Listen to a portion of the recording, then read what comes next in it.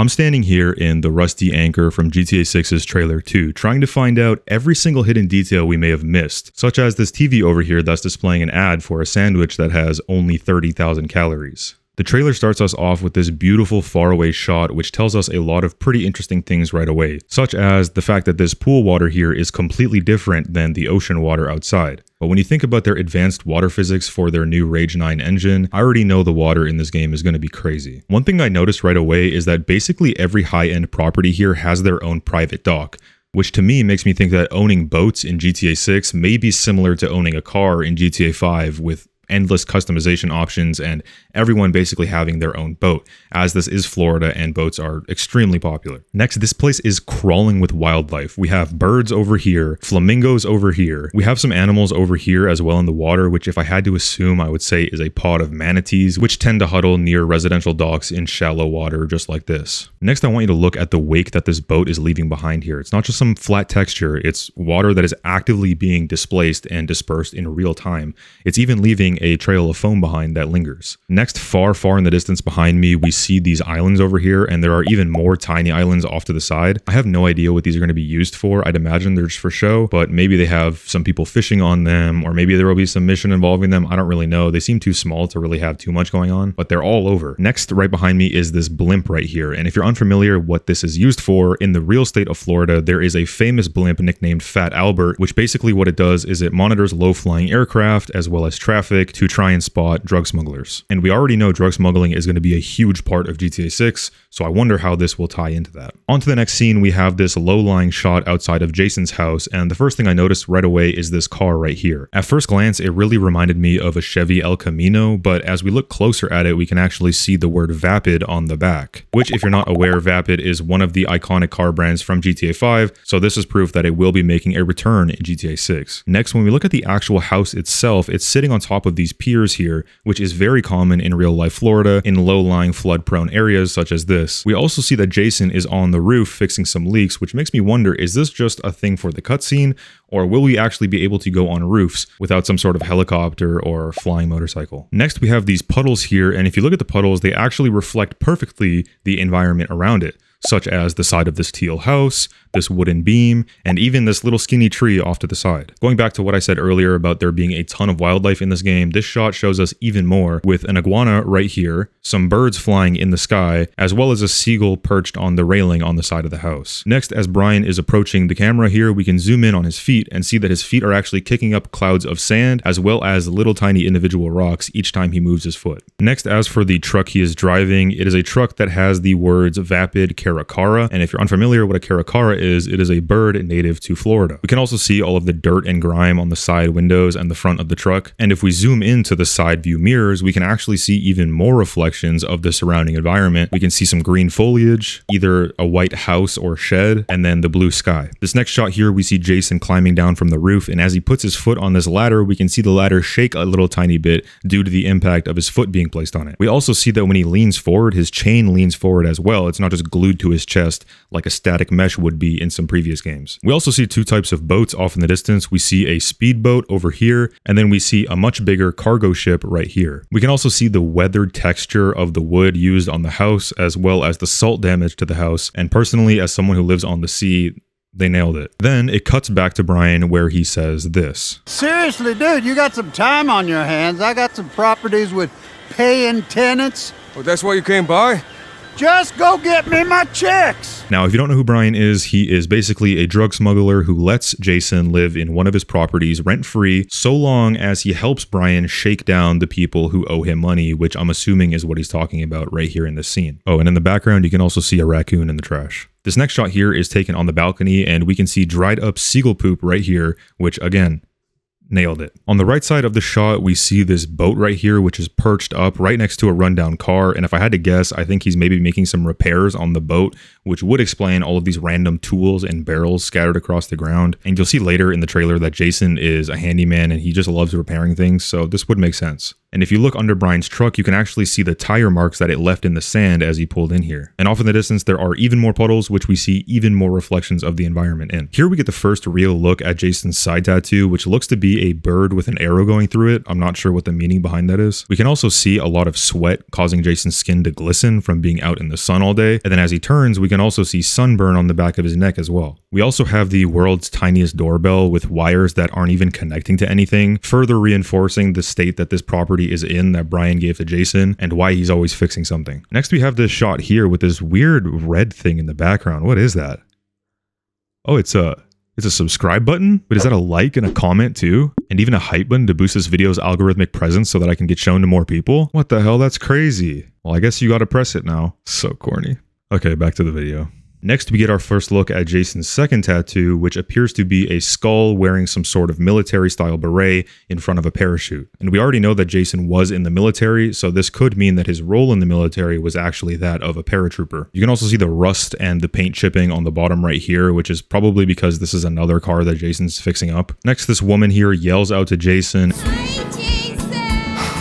And this either tells me that she's someone that Jason knows, or perhaps because he's always outside shirtless, he's become popular with the ladies in the area. And his arms are honestly so hairy. If you just showed me like a really zoomed in cropped version of his forearm, I would probably think it belonged to some sort of animal or something. This next shot here is inside of some sort of smoke shop where Jason walks up and smacks the guy behind the counter, who I'm assuming is the person who owes Brian money. The shop itself appears to sell random trinkets like these rocks, these crystals, and these paintbrushes here. And then on the other side, you have tourist items like postcards and Leonida merch. The cash register has this little QR code here, which I tried scanning on my phone and nothing happened, but it would be cool if in the game, if you scanned it with your phone in game or even real life, you know, some website came up and it was some little Easter egg or something like that. I think it would be cool. When Jason rips open the cash register, we see all of the individual coins moving independently, reacting to the force of being ripped open. Next, we have this guy laying in the background. I can't tell if he's passed out from smoking too much or if Jason also knocked this guy out when he slapped the other guy. But when I look at his shirt, I think the first option is probably more likely. Also, on the cash register, there is this phone number here written with the area code 305, which I looked it up and is actually a real area code for Florida, which is pretty cool. Next, it cuts to this first-person style shot of Jason driving down Interstate 97 with a red rancher in front of him and some hillbillies in the back of it. There's also this bison here towing a jet ski as well as a more luxurious sports car further ahead, which showcases the vast wealth difference between NPCs in the state of Leonida. Also, if you didn't notice, this building here off in the distance actually has 0 windows. Next, we have this jet flying overhead, which if we zoom in on the tail of it, we can actually see that it says US or U6, which is short for Fly US, which is a famous airline from GTA 4 and GTA 5, which apparently was facing bankruptcy, but I guess now they're back. And when we compare the branding on the tail of the plane in GTA 5 to the screenshot of GTA 6, they're identical. Next, we have this shot of Jason working out here at the beach, and we can actually calculate the amount of weight that he's benching right here because the green weights are 10 kilograms, we can see on the side, and the blue are 20 kilograms. So that means in total, he's benching just over 100 kilograms for reps. We also have these two women here checking out Jason, and if we zoom in on their feet, we can actually see yet another example of sand being kicked up by people's feet when they take a step. Next, as Jason is leaving this convenience store, we can see him holding a 6-pack of what appears to be Patriot beer, which is a classic beer brand we've seen in GTA 4, GTA 5, GTA 5 Online, and now GTA 6. You can also see a cat sitting on top of the ATM grooming himself, which really gives into that sort of gritty corner store aesthetic. This shot also gives us a good look into some of the parody brands that are going to be in GTA 6, such as this soda right here, which is called the Zesta, which I'm assuming will be GTA 6's parody of Fanta. There's also a produce shelf over here, which features corn on the cob, some sort of leafy green, maybe colored greens, and directly above are some bins of, it's kind of hard to make out, but if I had to guess, apples or tomatoes. And then even harder to make out, in the background, we see a crate of what looks like perhaps some freshly baked bread or rolls. Now, I'm sure you've seen this already. I've seen this so many times online, but if you haven't, look at the liquid physics of the beer inside this bottle sloshing around as Jason walks out of the store. It's actually insane. And then once he actually leaves the store, we get a look at outside, which to me, if you just showed me a quick screenshot of this, like I would probably think this is real life. Like this looks pretty scarily accurate. Then it cuts to this shot here of Jason driving through the Haitian neighborhood of La Pearl, which is an ethnic community in Vice City, home to Haitian and other Caribbean immigrants, which is largely based off of the real-life neighborhood of Little Haiti in Miami, Florida. And outside of the car, we see these people here being detained. This is also one of our first clear looks at what police cars will look like in the new GTA 6. Then it cuts to this scene here of the outside of a prison, and we see a guard up in this tower here keeping watch. And again, we have more birds and some more planes. This is becoming a common theme. Then it cuts to the inside of the prison where Jason is seen talking to this guard here, and the guard asks, "Have I seen you before?"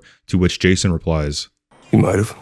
This could be hinting at some possibility that Jason served time in this facility before, or it could just be that he's came to visit Lucia before. We don't really know for sure. There is some signage also on the right side. If I had to take a stab at it, it's kind of cut off, but if I had to guess, it says something like, "Notice to visitors, it is a criminal offense to bring drugs into the premises/prison." I'm not sure, probably prison. And the bottom one is written in English and Spanish, so even though it's partially cut off, it's a bit easier to make out if we translate the Spanish version. So this one most likely says, "All visitors have to be pre-approved/pre-registered online or by phone." You can also see the guard's stomach moving as he breathes in and out. Then it cuts to this shot here of Jason and Lucia finally meeting outside of the gates of the prison, and when Jason turns around, we can spot this large stain here on his shirt. And as for Lucia, she's wearing an ankle monitor on her right ankle. Now keep that in mind, it's on her right ankle. This is going to be important later. They then show the front of Jason, and we can see even more stains on his shirt. We can also see basically every single strand of hair on Lucia's head moving independently, which is crazy. There's also a bunch of trash littered all over the ground, like some cans, some cups, and an empty cigarette pack. Speaking of the ground, we can see that the asphalt in this photo looks incredibly detailed and textured. Instead of a perfectly flat texture, we have these little bumps where the white lines were painted. And to compare it to real life, I took this photo a couple days ago, and we can see that the parts on the ground that are painted are slightly elevated, just like in this trailer. I don't really have much to say about this scene here. I mean,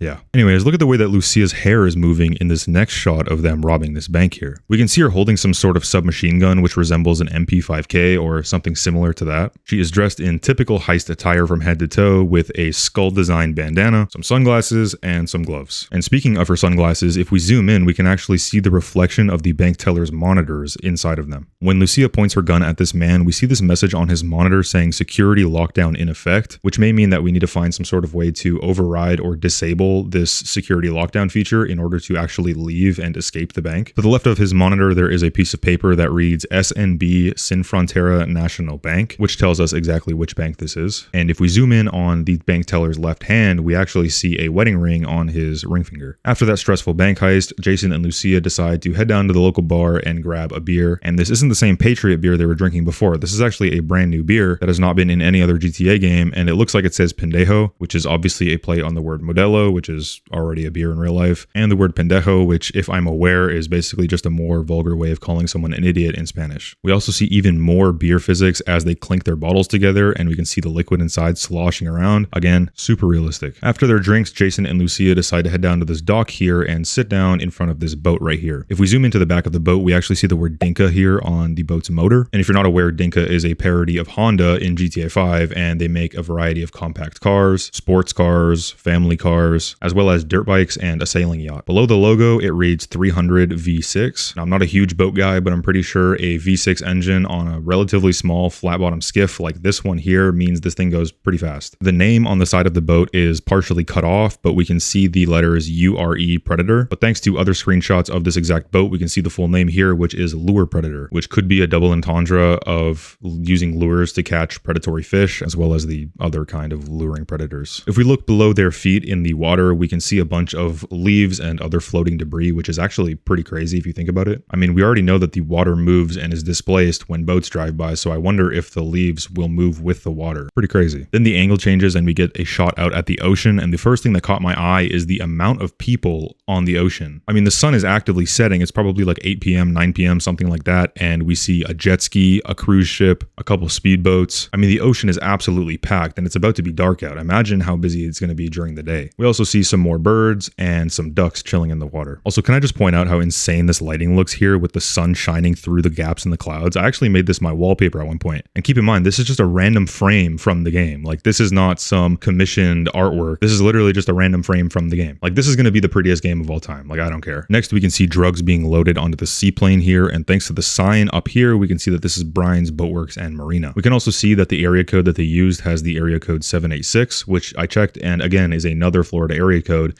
just like the previous 305 area code that was on that cash register. Here we get a closer look at who's actually loading the plane with contraband, and it's no other than Jason himself as well as his friend Cal. Then it cuts to this shot here of Lucia being seen holding a garbage bag as well as a trash pickup tool, doing some sort of mandatory cleanup service while this female cop watches very intently. If we zoom in on Lucia though, we notice some pretty interesting things right away. First of all, remember earlier how I said to pay attention to her right ankle because that's where her ankle monitor is? Well, this is her right ankle and I don't see anything on it. Unless this is it right here and it's like clipping into her shoe / leg. I don't know. Then she's actually wearing a hat that says Brian's Boatworks and Marina, which could mean that this shot was taken later in the story after she already met Brian, got involved in some drug smuggling operations, and got her ankle monitor taken off. It then cuts back to the inside of Jason's house, which we've seen earlier, but we get to see this time in a lot more detail, such as this terrarium here, which has a massive red snake coiled up inside, which looks like some sort of python. We also get a clear view here of the pendant that Lucia is wearing, which is a boxing glove, which makes sense when you learn about her history as a fighter. Then it cuts to this close-up shot here of the character I was telling you about earlier named Cal, who was helping Jason load up the plane with contraband. Then we get a more zoomed out shot, which shows us that we are inside of this bar called the Rusty Anchor. We've seen this bar referenced multiple times in other screenshots. We also seen Cal wearing a Rusty Anchor t-shirt in the scene where he was loading up the plane with Jason. They also have this sign here which says Hurricane Roxy was strong, and I've seen a lot of discourse about this online where some people think that this may mean that there will be hurricanes in the game confirmed, and then other people saying that this is probably just some historic event that is referenced every so often in the game. We can see this cool distortion through the glasses on the counter here. This bar also has a ton of stickers and posters specifically referencing fishing, like this one here that says Party Time Hooker, or this one here that looks like it's taken from some sort of article that says Fishy Business. There's also a wooden sign saying Fresh Fish Every Day.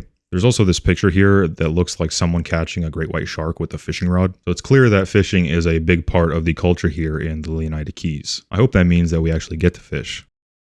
The only thing that matters is who you know and what you got. Look, all I'm going to say is the Rage 9 engine has some impressive physics. Next, we have Jason and Lucia sitting in this car here, and this doesn't look like the car that Jason was driving previously. It looks like they may have upgraded. Maybe they got more money and upgraded to what looks like some sort of vapid SUV. In this next shot here, we get another look at Jason and Lucia in the same outfits they were wearing on the previous scene on the boat. In this background here, we see this branding, which is partially cut off, but it says 919, which will be a popular nightclub in Vice City. In the first trailer, we seen advertisements for this nightclub when a plane flew overhead with a 919 banner. And this nightclub is actually a parody of the real-life 11 Club in Miami. And in response to being featured in the trailers for GTA 6, the real-life 11 Club actually flew planes over Miami with banners that read, "When 919 equals 11," directly mentioning the GTA 6 919 nightclub. There are also so many people in this shot, and none of them really look out of place. They're all in their own little groups interacting with each other, and no one's really standing around looking awkward. The place just overall looks very lively. Here shows a scene with two thugs, Jason and Jason's friend, Draquan Priest, who, if you don't know, is a street dealer who recently signed with Real Dimes. Now, this guy here with the white beater says, "Yo, D, this full effect?" which sparked a lot of conspiracy theories online, with people saying that that confirms that Jason is some sort of undercover agent or DEA informant or something like that.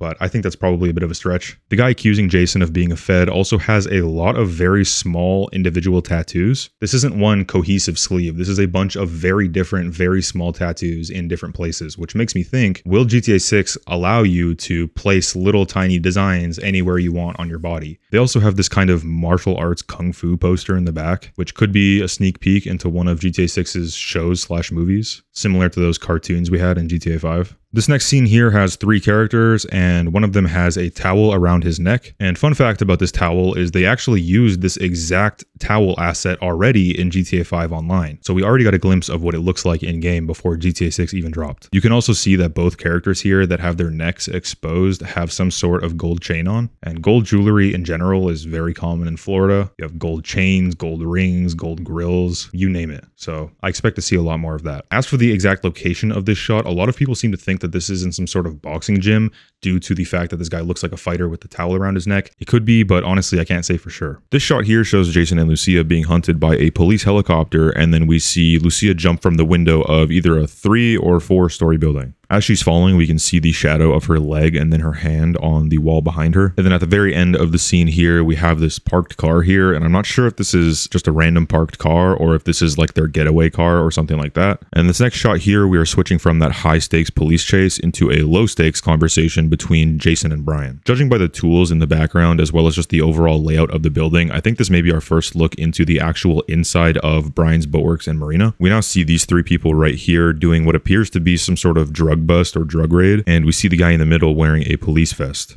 And this guy right here has a big scar on the side of his nose. This guy right here also seems to be one of the main guys in this group, maybe like a higher ranking officer in the police force, I'm not sure. And if we look in the background, we see this gigantic dagger on the wall. I'm not sure what this is, if this is some sort of like gang symbolization or something, I'm really not sure. Here's what appears to be the same main guy from the last scene, and this time he's wearing his badge over his shirt, and it's completely visible. He then says, "Us cops, we gotta protect each other." And I've seen some theories of people saying that he's talking about Jason here, implying that Jason is actually a police officer himself. And I've also seen theories saying that the person on the far left side of the screen is even Jason. Personally, I'm not really buying either of those theories. I think people are just looking way too deep into this one line. This next shot here shows Jason hanging outside of this car window, and if we actually zoom in on the car itself, it strongly resembles a Gauntlet Hellfire from GTA Online. But not only that, he's hanging outside of the window shooting a gun. It either looks like he's doing a drive-by, or perhaps there's a car driving alongside him and he's shooting at that car. But if we zoom in on the gun itself, we can see that the flash is going off before Jason ever even pulls the trigger. There were some people that said that this was an error and that Rockstar needs to fix this, but personally I don't think this is an error. I think this is just the way it works. Because when you press the shoot button on your controller or mouse or whatever, you expect the shot to go off instantly. Imagine if every time you clicked it, you had to wait for Jason in-game to pull the trigger. So unless that's what you want, they kind of have to do this. Now this next shot here is actually our first look at Bay Lux, who is part of the group Real Dimes, which I mentioned earlier. Now first off, I just want to say I really like her character design. By no means am I some sort of nail tech, but I think it's cool. If we zoom into her hand, we can see that 4 of her fingers are this kind of dark stripe design, and then her ring finger is this like white sparkly design. And in the background, we can see that we have a Metro Mule station up in the sky here, and then down on the ground we have this city bus. Next it cuts to this scene here of Jason and Lucia back again at the 919 nightclub. And this shot here for me really emphasizes the new Rage 9 engine. I mean, first of all, look at the lighting bouncing off of her dress. It's a shiny dress and it's perfectly reflecting the purple lights in the club, and the dress itself is also perfectly contouring to her shape as she moves. It's all just super impressive. We now move on to this next shot here of Jason with a more grown out haircut pushing this guy into this car here, and if we zoom into the sign on the background, we can actually tell that this is the Scarlet Motel, which appears to be a safe house in the game for Jason and Lucia. There also seems to be a fire in the background, and I'm having trouble identifying where the fire is actually coming from. At first I thought it was the car that was on fire, but if we zoom in, there's no fire on our side of the car, nor is there any fire on the inside of the car. It all looks to be on the other side of the car that we can't see. So unless just one side of the car is on fire, it looks like it may actually be coming from the motel itself. So I wonder if this is going to be some part of the story where Jason and Lucia have to move from this hotel because there's some fire. This next shot here is insane. We see Lucia in the back of this vehicle here holding a grenade launcher, which she ends up shooting at this car right here, causing it to explode. And this explosion is so detailed. It's honestly insane to think about the fact that this explosion will be able to run on a PS5